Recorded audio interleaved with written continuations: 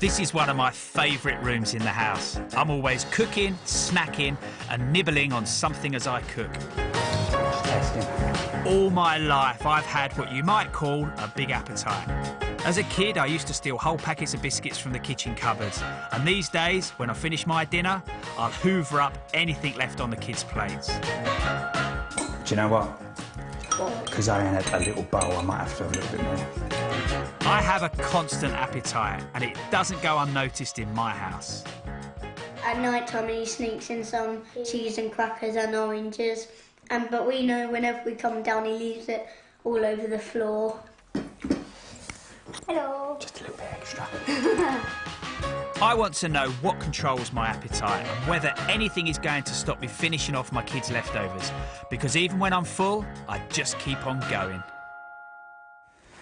For me, just like my boys, there's some foods I can't resist, even when I've had a massive meal.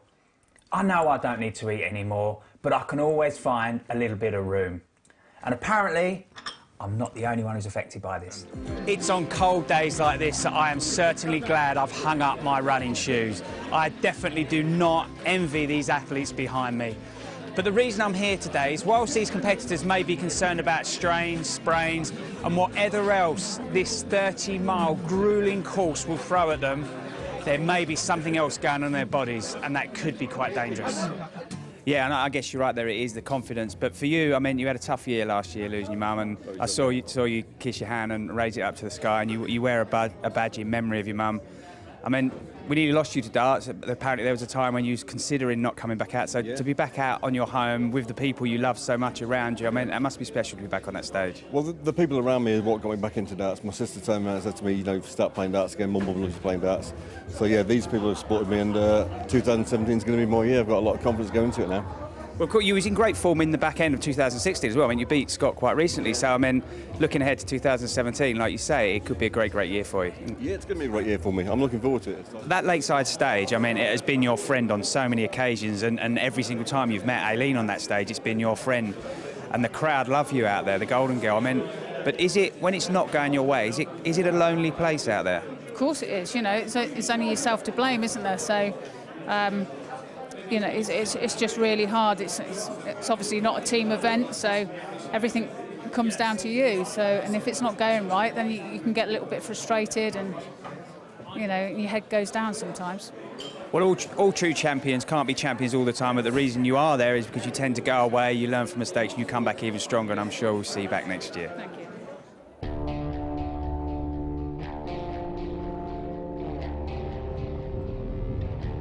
This is my first visit to Cumbria.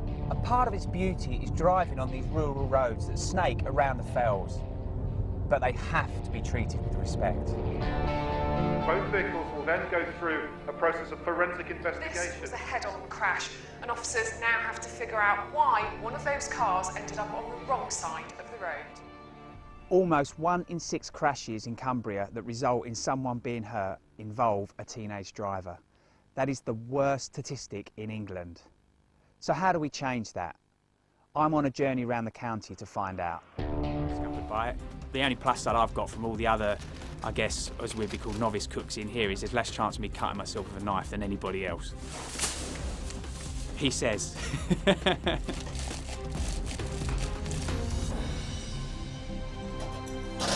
How are you feeling now on here?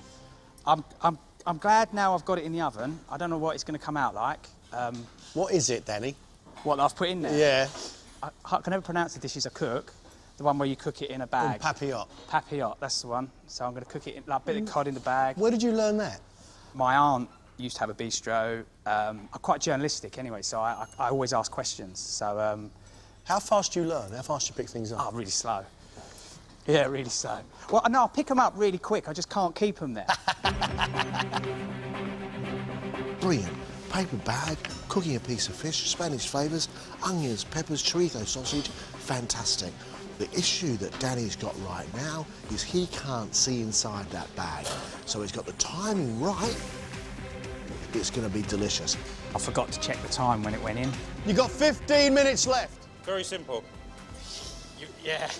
You made it look very simple. It's the scallops I'm more scared, because I know people are very funny about scallops. Yeah, we need to make sure the scallops are cooked correctly. We definitely don't want anything being sent back today. You've got a one-armed novice chef in your restaurant. What could possibly go wrong for you?